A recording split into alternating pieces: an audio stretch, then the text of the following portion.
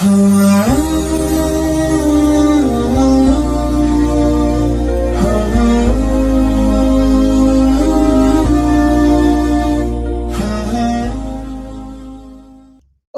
بالله من الشيطان الرجيم بسم الله الرحمن الرحيم قل من يرزقكم من السماء والأرض أمن يملك السمع والأبصار ومن يخرج الحي من الميت ويخرج الميت من الحي ومن يدبر الأمر فسيقولون الله فقل أفلا تتقون فذلكم الله ربكم الحق فماذا بعد الحق إلا الضلال فأنى تصرفون كذلك حقت كلمة ربك على الذين فسقوا أنهم لا يؤمنون سبحانك لا علم لنا إلا ما علمتنا إنك أنت العليم الحكيم د دین روان دي آیاتونو مبارک کې د مشرکانو د شرک مذمت بیان شو او پرود د قیامت د دوی هغه ذلت رسوایی او بیا دوی چې کوم د باطل معبودانو دنیا کې عبادت کړي دي دا هغوی به هم د دوی مخالف شي او دی با نورم ذلیل او رسوا شي اوس دلته په دې آیاتونو کې الله تعالی جل شانه عم نواله د مشرکانو د شرک بطلان بیانوي او د اسلام حقانیت واضح کوي د اسلام د حقانیت او الله د خپل ربوبیت او د الوهیت د پاره دلائل پیش کوي او هغه دلائلو کې رومبني دلیل الله د رزق ورپسې بیا د حواس او ورپسې بیا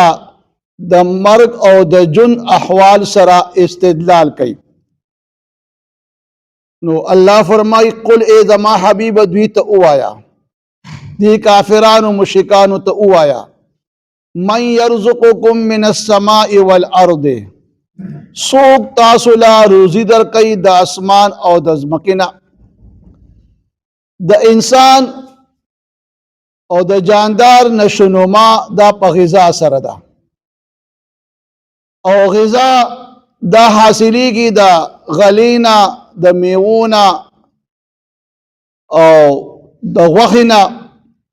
او غوښم چې کوم دي د هغې معال نباتات دي چې د کوم زناورو غوښه خوري شي د هغوی هغه غذا د ځمکې نه وي چې هغه نباتات او بوټي دي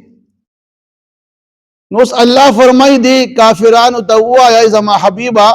چې آیا ستاسو په دې بوتانو کې داسې یو خدای شته داسې یو معبود شته چې هغه تاسو له چې کوم دی رزق درکړي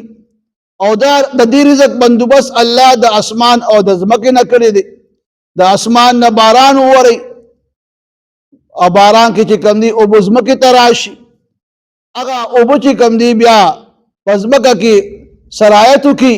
او ځمکه کې زرغونه پیدا شي نو د دې اسمان نه دا باران ورول او بیا ځمکې کې دا زرغونه پیدا کول دا قدرت صرف د الله دی چې الله چې کوم دی خپل تمام مخلوقاتو ته رزق ورکوونکی دی چونکه الله د ټول کائنات نظام چلی د اسمان او د ځمکې نظام د الله په لاس کې دی نو دا د الله په قدرت کې ده چې الله دا رزق د اسمان او ځمکې نه خپل مخلوقات ته ورکوي ورپسې بیا دویم دلیل کوي چې را امن یملک السمع والابصار یا څوک مالک دی د غوږونو او د سترګو دا غوږونه او سترګې دا په حواسو کې د ټول نه اشرف دي او د علم او د ادراک د ټول نه لوی ذریعه هغه اوریدل او کتل دي په دې اوریدو کتو څه چې کوم دي انسان ته علم او ادراک حاصلېږي نو آیا د الله نه ما سوا داسې څوک ذات شته چې هغه په غوږونو کې د اوریدو طاقت پیدا کړي په سترګو کې د کتو طاقت پیدا کړي علی کرم الله وجهه قول مبارک دی چې سبحان دی الله هغه ذات دی چې هغه د چربې کې د کتو طاقت پیدا کړی دی، په اډوکو کې د اورېدو طاقت پیدا کړی دی، او د غوښې په یو ټوکړه کې د خبرو د گویایۍ طاقت او قوت پیدا کړی دی. نو دا خاصه صرف د الله دا، د الله نه ما سوا د بل چا دا طاقت نشته چې هغه سترګې غوږونو کې د اورېدو او د کتو طاقت پیدا کړي، او چې کله الله وغواړي هم د غوږونو نه باقاعده د اورېدو طاقت هم ختم کړي، کونې کې د کتو طاقت هم د ختم کړي، وړاندې کړي. نو دا صرف د الله خاصه ده، د الله شان دی. او دریم نمبر ومن یخرج الحی من المیت ویخرج المیت من الحی، څوک روباسي ژوندي د مړي نه او څوک روباسي مړي د ژوندي نه. اوس د ژوندي نه د مړي ویخرج الحی ژوندي راوستل بهر راوستل د مړي نه مراد دا دی چې دا انسان پیدا کیږي د نطفه نه، او دغه شان دا مرغې وغیرہ دا د اګونه پیدا کیږي. نطفه او دا اګې دا دواړه یو قسمه مړدي بے جان دي. الله دغه بے جان سي د چې کوم دی جاندار انسان او مرغې پیدا کی. یا چې کوم دی دلته علما فرمای چې د حی د ژوندي نه مراد دا مسلمان دی، او د مړي د مسلمان د مړي نه مراد کافر دی. نو کله کله الله د کافر نه مسلمان پیدا کوي، او دغه شان بیا الله هغه ذات دی چې روباسي مړي د ژوندي نه. کوی دا اگې چې کوم دی مړه ده، نطفه مړه ده، او دا د نطفه د انسان نه پیدا کیږي او اگې د مرغې نه پیدا کیږي. یا دغه شان علما دا فرمای چې الله کله کله د مسلمان نه کافر پیدا کی، دا الله طاقت او قوت دی، الله خوښه ده. او بیا ومن یدبر الامر، او څوک دی چې د دې تمام کائنات دا نظام چلی، نور په خپل ټیم راخیږي، په خپل ټیم ډوبېږي، سومه نظام په خپل باندې دی. دغه شان دا ټول نظامونه چې وګوري ورته هر یو نظام چې کوم دی ځان لپاره کې د الله د قدرت نښې دي. نو د ټول انتظاماتو چلول ولا الله تعالی دی. او بیا دا سکه چې دا خبره کافران هم دا خبره مني. الله فسيقولون الله، فزر دې چې دا کا خلق کافران به وایي چې دا ټول کارونه چې کوم دی رزق الله ورکوي. دغه شان غوږونو د سترګې طاقت د اورېدو د کتو طاقت دا د الله په لاس کې دی. دغه شان د مړي نه ژوندي، د ژوندي نه مړي دا پیدا کول دا د الله کار دی. نو دی به هم دا خبره وکړي چې دا کار د الله دی. نو چې کله دا اقرار او دا اعتراف کوي چې دا ټول نظام چلول والا الله دی، روزي ورکول والا الله دی، دغه شان د بدن کې د سترګو د غوږونو طاقت چې کوم دی دا الله پیدا کوي، دغه شان د مړي نه ژوندي نه مړي دا الله پیدا کوي. نو چې کله دا اعتراف کوي اے کافرانو، نو بیا ته الله فقلت وتبیا وایا چې افلا تتقون، باوجود د اعتراف او اقرار تاسو بیا هم الله له شریک ګرځوي، او بیا دغه الله د شریک ګرځول د عذاب نه د الله نه یریږي نه، چې تاسو الله له شریک ګرځوي. د عبادت مستحق الله دی، دا ټول نظام الله چلی، او تاسو د الله په ځای باندې د مخلوق عبادت شروع کې. نو د دې دغه عذاب د گرفت نه چې کوم تاسو د الله نه یریږي نه، ګویا د الله نه ویریږي، او د حقیقي رب چې کوم دی عبادت شروع کې، او د باطل معبودان پرېږدي. او بیا وته مزید بیا فرمایي فذلکم الله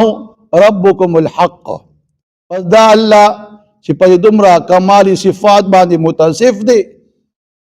عمده ستاسو حقیقي پروردگار دی، دی ستاسو خالق او مالک دی. نو چې کله دا رب ستاسو خالق او مالک شو، نو د دې رب عبادتو کې. او بیا د دې نه پس بیا وروسته بل خبره نشته چې کله یو حق خبره ثابت شوله چې د ربوبیت او د الوهیت مالک الله دی، د عبادت مستحق الله دی. نو اوس دغه دی کې چې کله حق ثابت شو او تاسو حق پرېږدئ، نو کوم خوا به ځئ؟ الا الضلال بس گمراہیت کی بغردی گے اور تباہ و برباد کی گے واللہ فماذا بعد الحق الا الضلال پس بیا سدی پس د حق نا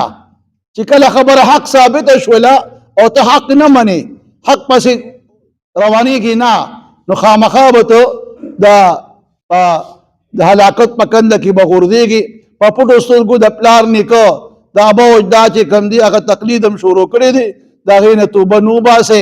او صحیح دین ترازینا صحیح مذہب ترازینا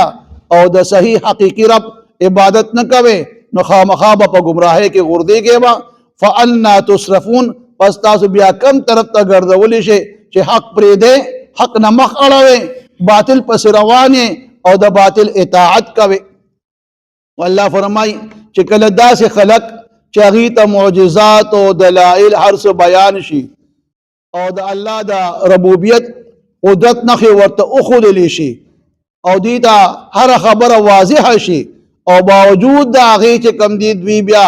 حق پرېږدي او باطل طرف ته ګرځي نو الله یې کذلک حقت کلمت ربک علی الذین فسقوا دارنګې ثابت شوې ده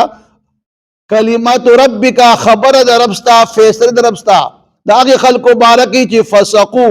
چې هغه فاسقان دي نافرمانه دي فاسق اصل کې ویلی شي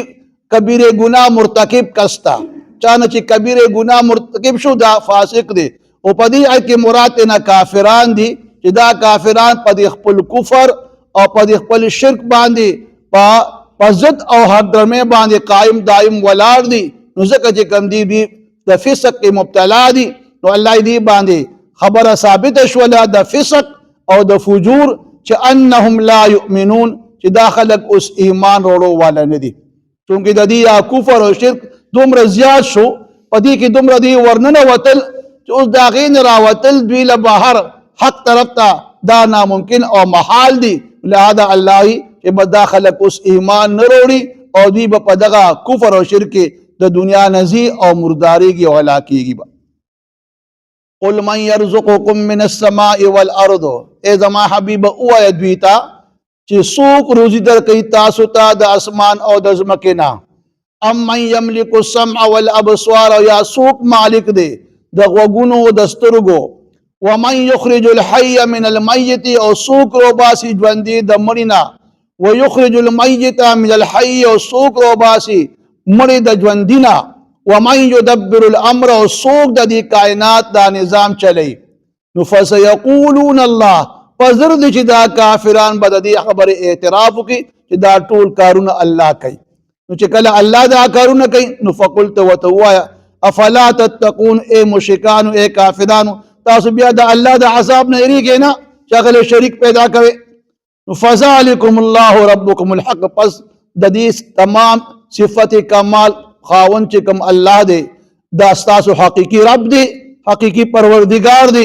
نو فماذا بعد الحق پس بیا سدی د حق نه پس الا الضلال سوا د گمراهینا چې کله حق ثابت شو او بیا هم حق څوک نه مني په دې خو بیا گمراه دي فانا تصرفون پس تاسو کم طرف ته ګرځولی شئ د حق نه مخ اړوئ او باطل پسې روان کذلک همدارنګې حقت ثابت شوی دی کلمت ربک خبره د رب ستا علی الذین داغی خلقو بارکه چې فسقو نافرمان دي فاسقان دي انهم چې بشک دوی لا یؤمنون ایمان وروړو والا نه دي قلت وتوایا زما حبیبا من یرزقکم من السماء والارض څوک تاسو لا روزي درکوي د اسمان او د ځمکې نه ام من یملک السمع والابصار او یا څوک مالک دی د غوږونو د سترګو ومن یخرج الحی من المیت او څوک روباسي ژوندي د مړي نه ویخرج المیت من الحی او څوک روباسي مړي د ژوندي نه ومن یدبر الامر او څوک چلی د کائنات دا ټول نظام نو فسیقولون الله پزر د چې دوی به ووایي چې دا الله کوي نو فقل بیا ورته ووایه افلا تتقون آیا تاسو د الله د عذاب نه یریږئ نه فذلکم الله ربکم پس دا الله چې ستاسو ربکم الحق حقیقی پروردگار دی او فماذا بعد الحق پس دی رستو د حق نه الا الضلال سوا د گمراهینا فانا تصرفون پس تاسو کم طرف ته ګرځولی شي. کذالک همدارنګ حقت ثابت شوی دی کلمت ربک خبر د ربستا علی الذین داغ خلق بارکی فسقو چې نافرمان دي انهم چې بشک دوی لا یؤمنون ایمان اورو والا ندي.